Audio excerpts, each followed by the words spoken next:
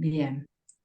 Bueno, buenas tardes. Vamos a iniciar a todos y a todas. Vamos a iniciar una nueva actividad del Centro de Estudios Chinos y también, en este caso, de la especialización en estudios chinos. Es una actividad conjunta que, bueno, hemos definido este año hacer presentaciones de libros interesantes sobre China, de libros que han tenido recorridos académicos. Y en este caso vamos a presentar el libro Choque de Gigantes, Estados Unidos versus China y la reglobalización, del doctor Julio Cebares. Julio bueno, tiene un currículum muy profuso, obviamente, pero bueno, yo simplemente voy a decir que es doctor en Ciencias Sociales por la UBA, también es licenciado en Economía de la misma facultad. Ha dado cursos y ha sido docente y es docente tanto de la especialización en estudios chinos del IRI como del doctorado, también en Relaciones Internacionales. Así que, bueno, tiene también un extenso recorrido en artículos y otros libros. Por eso no me voy a detener yo en hacer esta presentación, porque para eso la convocamos a Marilena Vizcaichipi, que ella es integrante del Centro de Estudios Chinos y también es alumna de la especialización en estudios chinos. Así que la actividad la vamos a proponer de la siguiente manera. Primero, María Elena va a hacer una suerte de presentación del profesor Cebares y de su obra, y bueno, y luego el profesor va a profundizar en los capítulos y bueno, en todo lo que quiera comentar acerca del libro, que obviamente es un libro muy interesante. Está en nuestra biblioteca del IRI y bueno, y también está disponible en las librerías. Así que no sé si Consani vos querés hacer algún comentario antes de empezar. Si no, No, le damos la simplemente a mi palabra a amigo Marilena. Julio darle la bienvenida. Y bueno, Julio es un amigo del IRI, vos lo mencionaste, tanto en el doctorado, en la maestría, ahora en la especialización. Y bueno, y él hace años que viene, yo me acuerdo cuando lo leía en Clarín, me acuerdo en los artículos que él sacaba, digamos, con el tema entre China y los Estados Unidos, que hoy es el tema central. Casualmente en estos días, de nuevo, cuando todos pensaban que había, digamos, se había un desacople nunca más acoplado ahora, que fue la reunión ahora en San Francisco, la reunión de la PEP, donde el propio presidente Xi Jinping habló de la importancia estratégica para China la relación con los Estados Unidos, ¿no?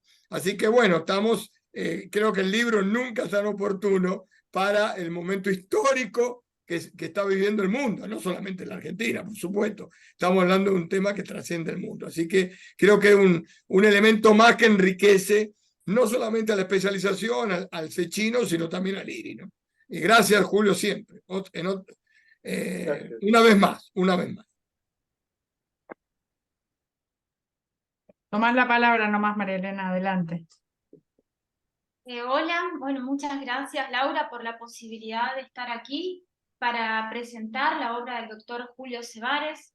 Gracias, quien fue mi profesor en la especialidad en estudios chinos, allá por el año 2018. Gracias al Instituto de Relaciones Internacionales y al CEChino, que de manera constante crean estos espacios de reflexión, de diálogos y debates. Honrada para mí de presentar este libro que aborda tópicos sumamente novedosos respecto de la economía y política internacional. Es una obra, a mi entender, que derriba prejuicios en un mundo donde se establecen nuevas relaciones de poder y competitividad. La obra deja ver el nuevo modelo al que se inserta China precisamente a partir del año 1978, luego de la muerte de Mao Zedong. El gobierno chino, tal como lo precisa el autor, abandonó su política exterior de ocultar la fuerza para buscar un papel más relevante en el orden mundial.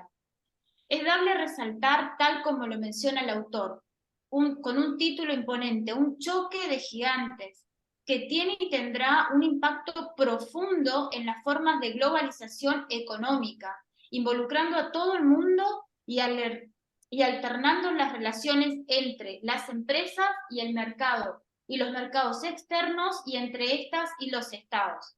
En un lenguaje sencillo, el autor nos adentra en la enardecida discusión actual sobre los cambios hegemónicos y la transición hacia un nuevo orden internacional. El autor interrelaciona disciplinas y saberes de manera brillante. abordando el riesgo global del deterioro ambiental, con lo cual asocia indefectiblemente desde un prisma reflexivo sobre las nuevas maneras de avanzar. Esto es negociación y acuerdos, como lo puntualiza perfectamente él, para evitar el colapso del planeta. Asimismo, con una riqueza de conocimientos, nos habla la obra sobre la importancia de una distribución más justa de los ingresos y recursos que surgen del crecimiento a nivel internacional.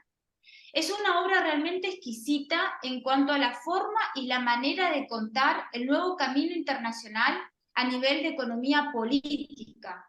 Lo hace claro, sencillo, interconectando saberes perfectamente. Esta obra también tiene pasajes que responden a las necesidades de despejar un terreno abonado por prejuicios y opiniones comunes.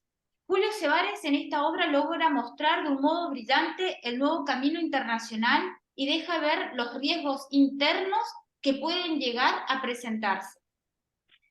Es una obra imprescindible y de referencia también en el marco de la reglobalización y el autor, lejos de buscar una verdad absoluta, pretende que se conozca el funcionamiento de Estados Unidos y China para entender el contexto global, como ser las restricciones que impone Estados Unidos hacia otros estados respecto de China. Los 10 capítulos que, aunando agudeza analítica y sensibilidad histórica y económica, el autor dedica a clarificar y precisar el principio del avance de China, a explorar sus múltiples implicancias en el contexto económico internacional.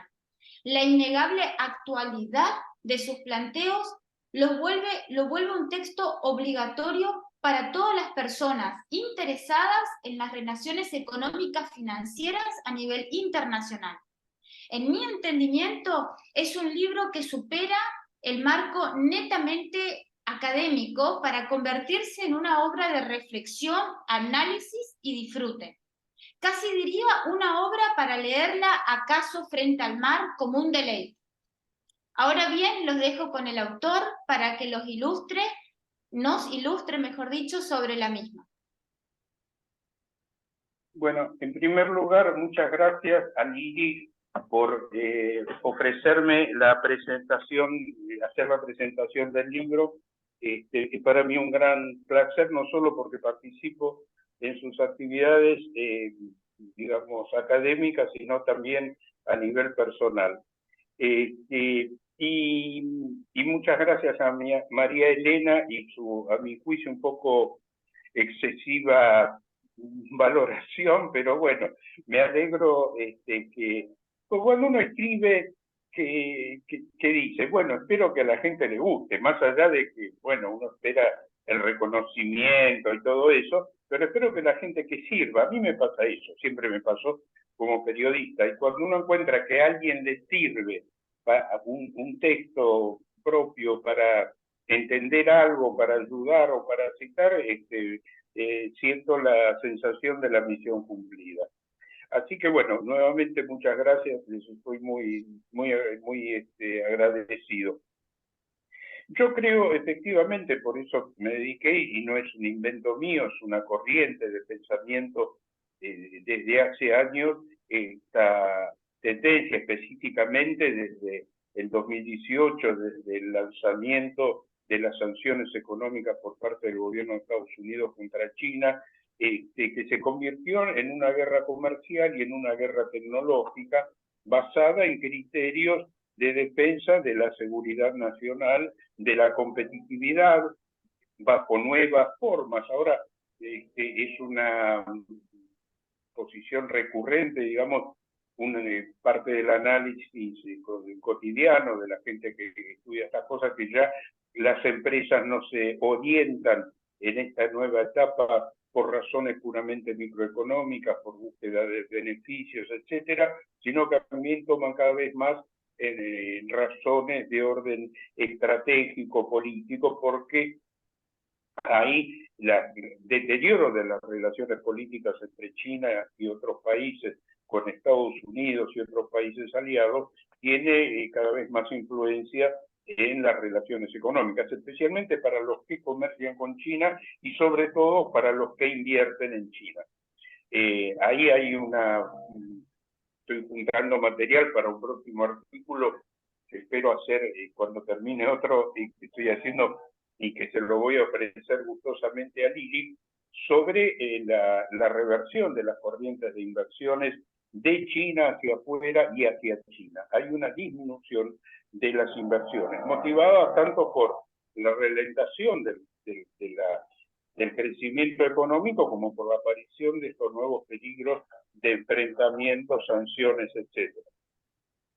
En términos generales, digo, el enfoque que me gusta a mí, que trato de explicar en el libro, es que durante muchos años, en el auge de la globalización neoliberal, inocente por parte de las potencias occidentales, se vieron y Japón inclusive, Corea del Sur, muy beneficiadas por el flujo de mercaderías baratas de China. Cuando esa China comenzó a competir en renglones de mayor tecnología y en renglones que están cada vez más vinculados a la producción militar, a la penetración estratégica, comenzaron a sonar las alarmas que se materializaron en la ofensiva de Estados Unidos en el 18. Pero hay que decir también que ya desde el 2013 China había comenzado una nueva carrera, un cambio de política exterior, donde hacía una política más asertiva, más de promover también su crecimiento, su desarrollo tecnológico en vistas a un creciente enfrentamiento o aumento de la competencia con los países occidentales.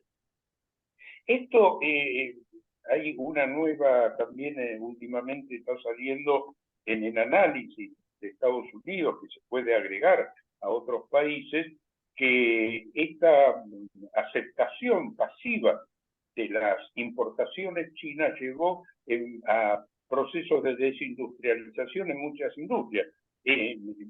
Los empresarios estaban contentos porque un sector, porque primero podían invertir en China, después tenían mercadería más barata, les permitía presionar a la baja los salarios de sus obreros, era todo como un círculo virtuoso para el desarrollo del capitalismo y la ganancia de las empresas.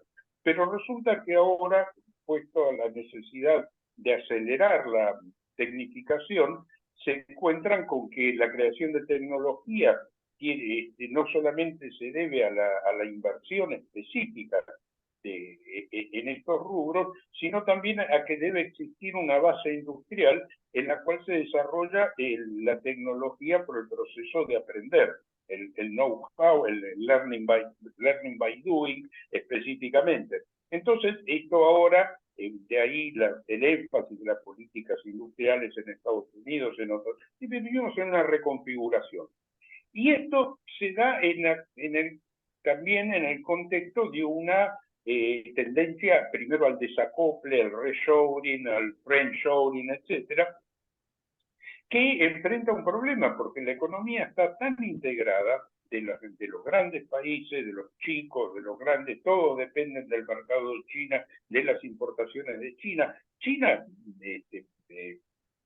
paralelamente, depende de las importaciones de bienes, de tecnologías, de alimentos de Occidente y de energía. China es un país en un punto vulnerable, como tantos otros, como Japón, otros países, Corea del Sur, porque no tiene lo suficientes, depende de la importación de alimentos y energía, es decir, de cuestiones básicas para la supervivencia.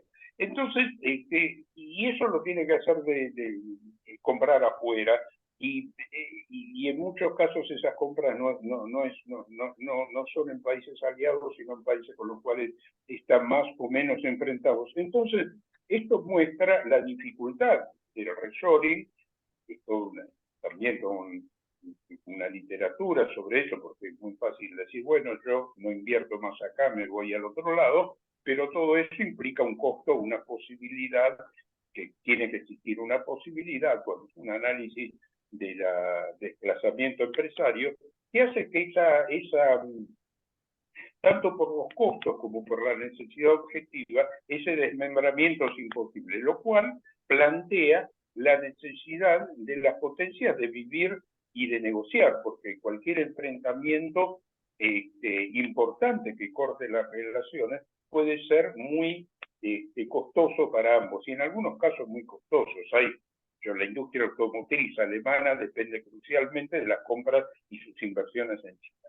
No puede haber ahí, decir, no tengo más nada que ver con los chinos. Otras empresas no, se podrán ir, pero otras tecnológicas, Apple, otras empresas, dependen de sus inversiones en China.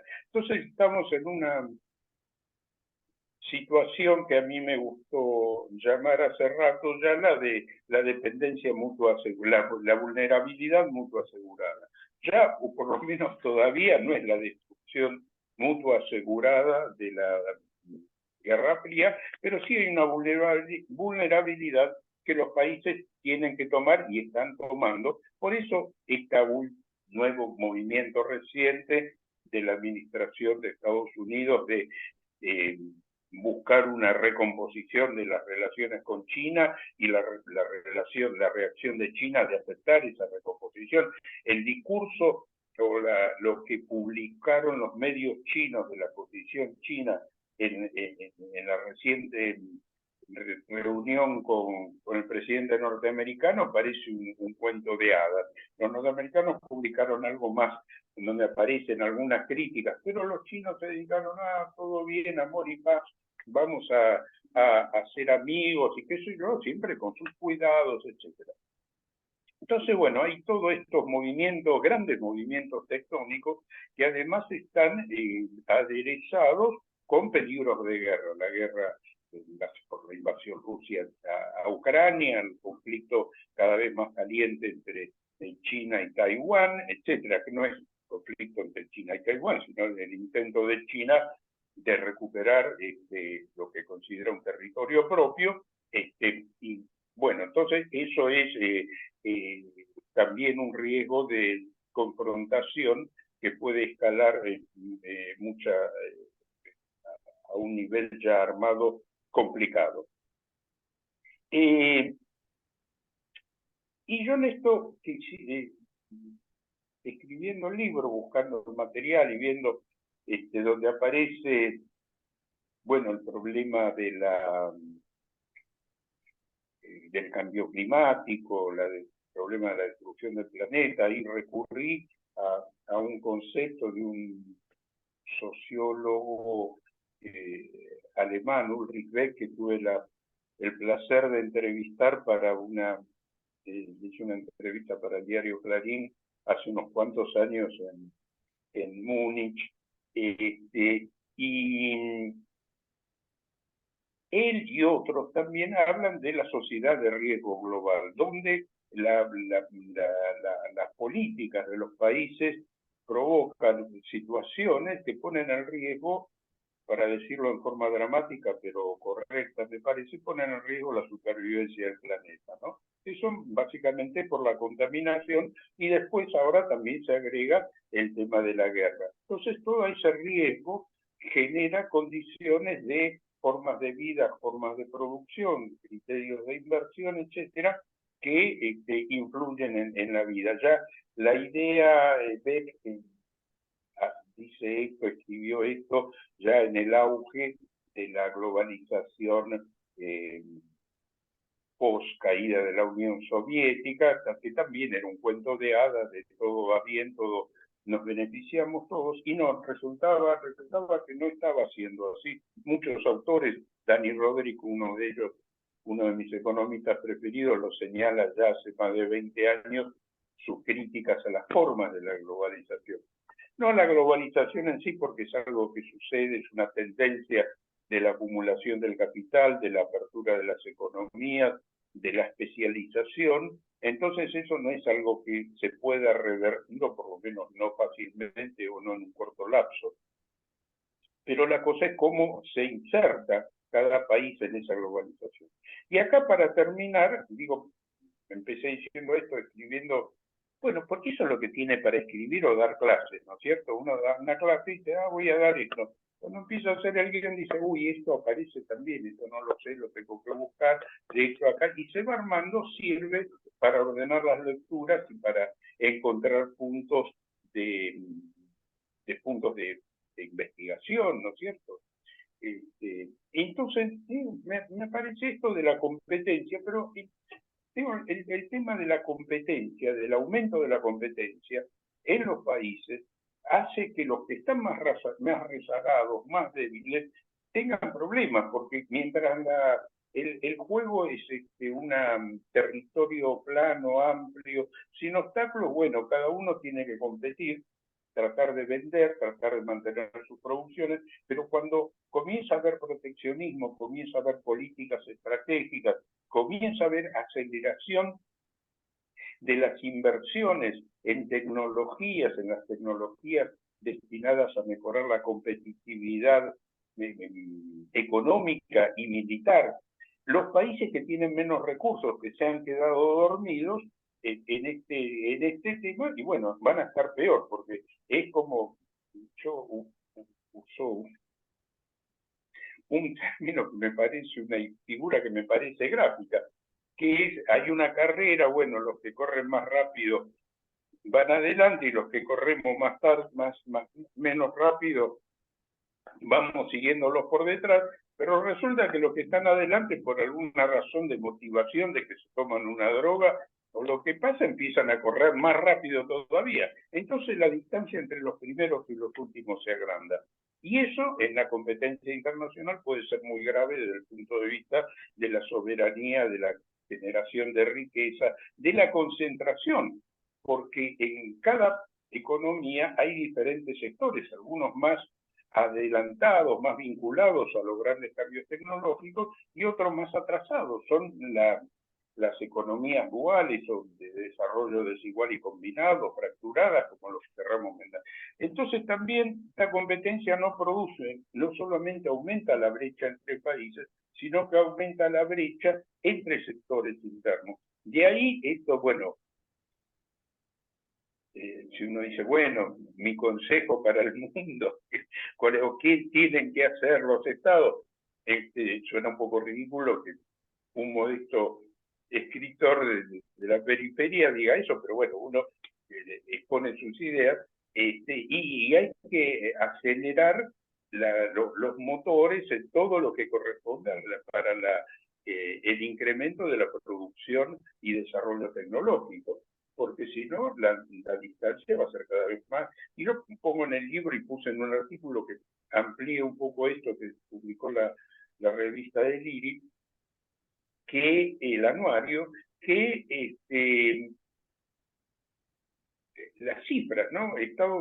Corea del Sur, Israel invierten en tecnología, que digo, no es solamente eso lo que está, muestra el desarrollo tecnológico, pero sí muestra el esfuerzo de los países en avanzar en ese desarrollo.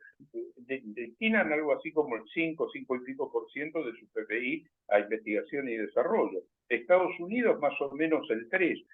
En Europa, que también es uno de los que corre de atrás por su desarrollo tecnológico, el 2 y pico. China ya está avanzando hacia el 2,5, etcétera. América Latina el 1,5 y Argentina, una de las últimas cosas que vi, era el 0,6 más o menos en las estadísticas del Banco Mundial. Entonces, bueno, estamos mal. En ese punto hay algo que nos garantiza un atraso creciente en relación al mundo, ¿no es cierto? A los países que van a ir desarrollando. Si solamente leyendo el diario, un poco de artículos especializados, se ve en la cantidad de dinero que está poniendo Estados Unidos para sus planes de desarrollo tecnológico. La carrera que está haciendo China en sus empresas, Huawei, que parecía que iba a colapsar por las restricciones a las compras que podía hacer de tecnología, ya ha desarrollado chips para sus teléfonos que le permiten competir con Apple. Y bueno, así todo, están en poco tiempo hay una carrera, pero que en poco tiempo se están cambiando las relaciones de fuerza en el mundo. Eso es algo que creo que hay que tener en cuenta. Bueno, por mi parte nada más, les agradezco su presencia y nada, nos seguimos viendo.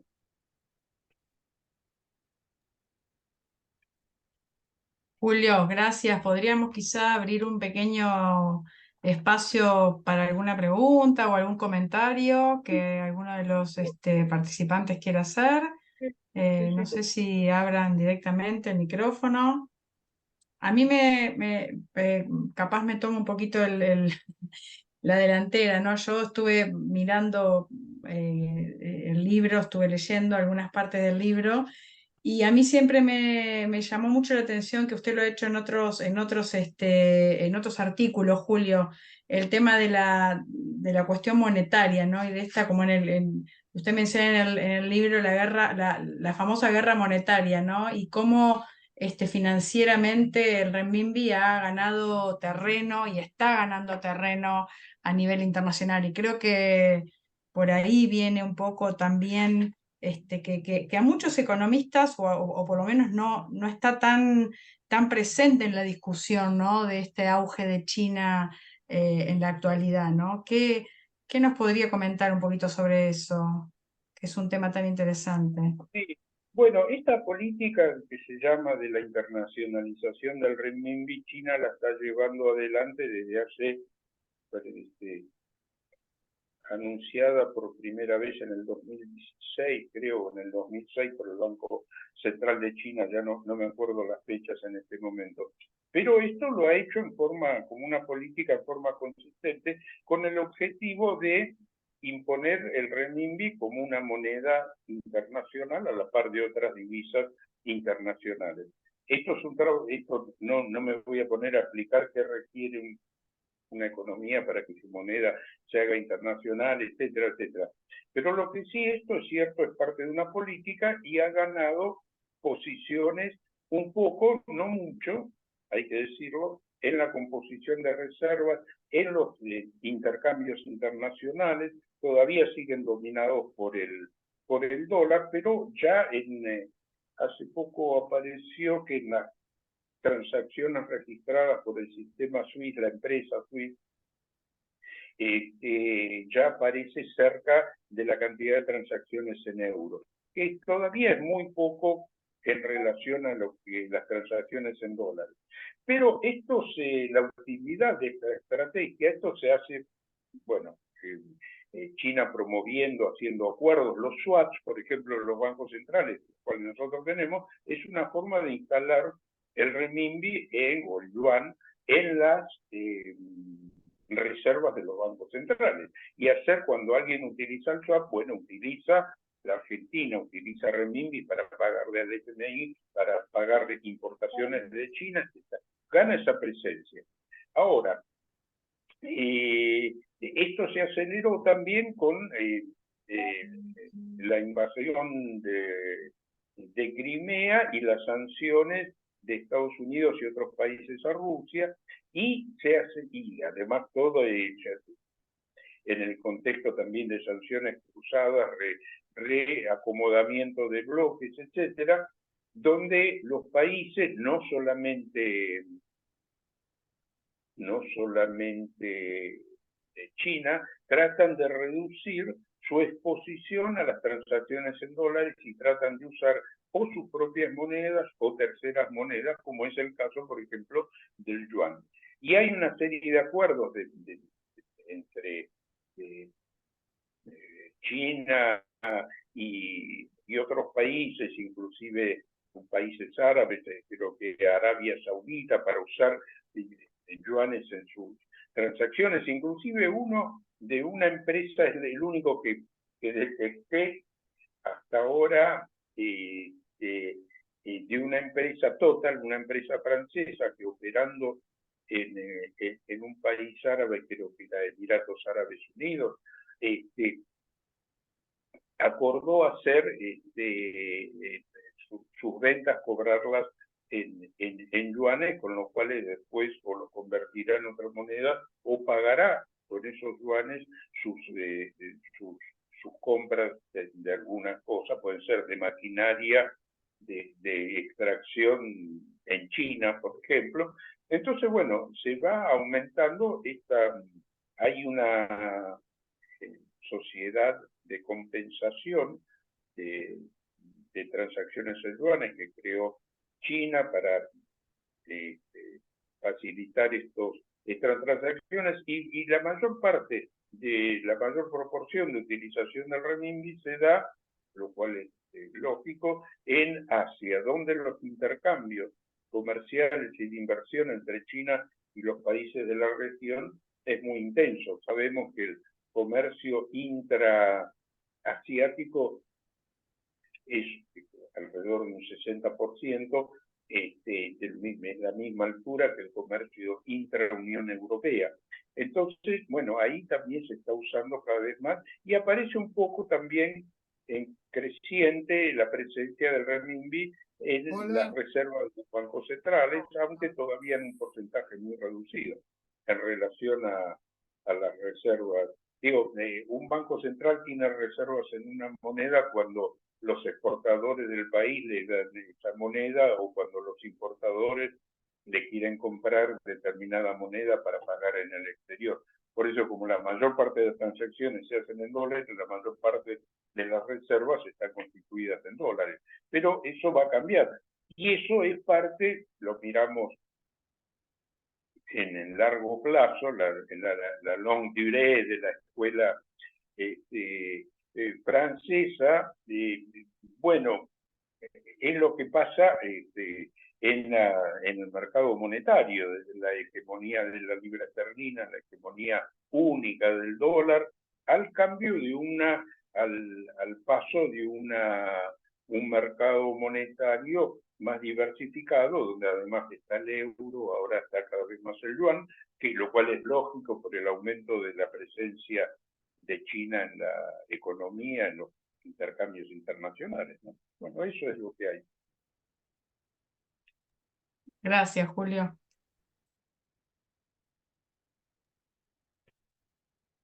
No sé si alguien quiere hacer alguna pregunta o algún comentario al profesor.